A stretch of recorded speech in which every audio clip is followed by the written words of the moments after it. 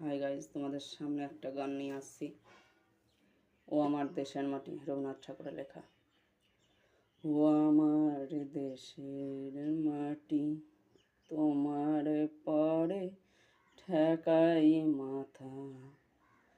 তোমাতে বিশ্বময়ীর, তোমাতে বিশ্বমায়ের আঁচল পাতা।